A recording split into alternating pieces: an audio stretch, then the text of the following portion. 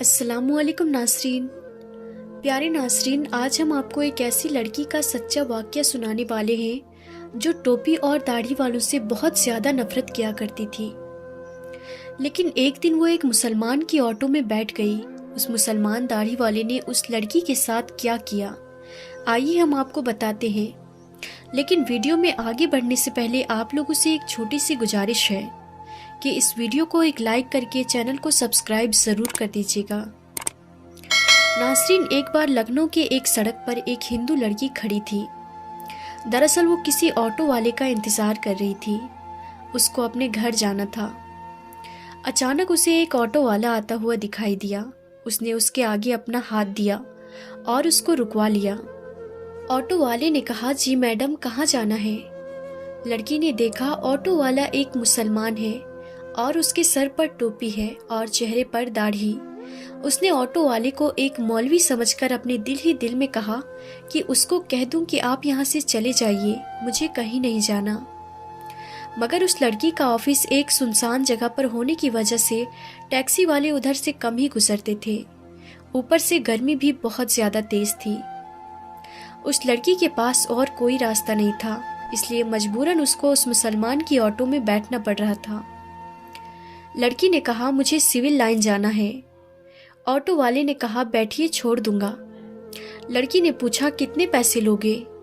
Auto वाले ने कहा, 200 रुपये। लड़की के दिल में ख्याल आया, उससे पहले तो वो 300 रुपये देकर गई थी। फिर वो सोचने लगी कि सब जो कहते हैं कि मौलवी लालची होते हैं और बहुत बुरे होते हैं, वो बहुत लालची होते हैं और हवस के मारे भी होते हैं।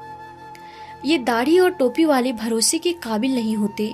ये सोचकर ये ऑटो वाले से बहुत डर गई। लेकिन तेज धूप और गर्मी उसे ज्यादा सोचने नहीं दे रही थी।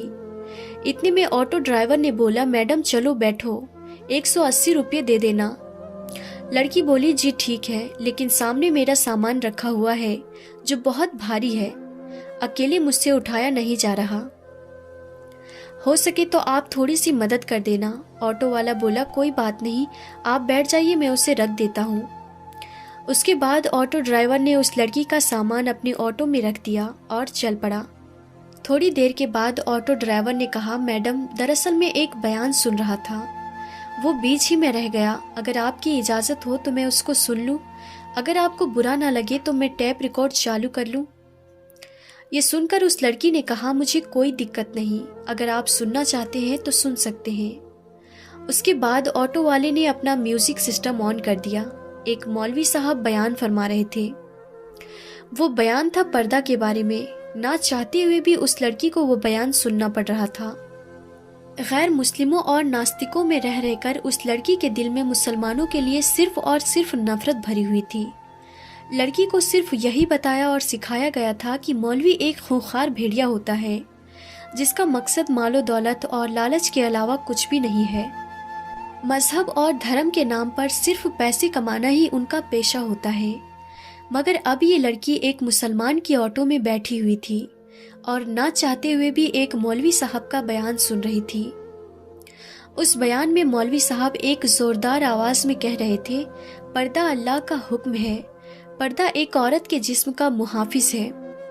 उसके चेहरे से लेकर जिस्म के हर हिस्से उसके हाथ कमर तक को ढककर हजारों भीड़ में भी महफूज होने का यकीन दिलाती है। पर्दा औरत को शैतान की नजरों से बचाता है और देखने वाले अपनी आंख तक घुमा लेते हैं। वो सोचते हैं कि ये लड़की तो शरीफ मालूम होती है। पर्दा औरत की इज्जत है, सलामती का जरिया है, उसके पाक दामिनी की जाहिरी अलामत है। पर्दे में ही एक औरत की इज्जत है, लेकिन बेपर्दा औरत की मिसाल उस भुने हुए गोश्त की तरह है जिस पर हर एक मक्खी आकर बैठ जाती है। उस पर बैठकर अपनी गंदगी निकालती है। हर एक उसको खाने की नजर से देखता है, हर नजर उसको खाने और नोचने की नजर से देखता है। ये बयान सुनकर उस लड़की को ऐसा लगने लगा जैसे ये सब अल्फाज उस पर ही बोले जा रहे हैं, क्योंकि जब वो ऑफिस आती जाती तो रास्ते में हर लुच्चे लफंगे की नज़र उस पर पड़ती थी और वो उसको घूरा करते थे। उसको ऐसा लग रहा था कि उसके उस मुश्किल का हल एक ही है और वो पर्दा है। इतने में ही उसकी बताई हुई गली में ऑटो पहुंच चुकी थी। उसके घर के सामने जाकर ऑटो रुक गया। وہ لڑکی آٹو سے نیچے اتری اور کہنے لگی کہ مہربانی کر کے آپ میرا سامان باہر رکھ دیں۔ اس کے بعد اس لڑکی نے اپنی ماں کو فون لگایا اور کہنے لگی ماں سنی کو نیچے بھیج دو، میرا سامان ہے جس میں وزن زیادہ ہے، اس کو میں اکیلی اوپر لے کر نہیں آ سکتی۔ ماں نے فون پر کہا بیٹا سنی تو گھر پر نہیں ہے۔ یہ سن کر آٹو ڈرائیور نے بولا میڈم کوئی بات نہیں، میں آپ کا سامان لے کر اوپر جاتا ہوں۔ لڑکی کے دماغ میں پہلے ہی یہ سوچ آ چکی تھی کہ شاید یہ پیسوں کی لالچ میں یہ سب کچھ کر رہے ہیں۔ چلو میں اپنا سامان رکھوا دیتی ہوں، اس کے بعد یہ جو پیسے مانگیں گے اس کو میں دے دوں گی۔ یہ سوچ کر لڑکی بولی ٹھیک ہے آپ ہی رکھ دیجئے۔ اس کے بعد آٹو والے نے اس لڑکی کا سامان اٹھایا اور پہلے فلور پر لے جا کر اس لڑکی کے کہنے پر ایک فلیٹ کے سامنے اس کا سامان رکھ دیا۔ اس کے بعد اس لڑکی نے 300 روپے نکالے اور آٹو والے کو دینے لگی۔ یہ دیکھ کر آٹو ڈرائیور نے کہا میڈم یہ 300 روپے کس بات کی ہے؟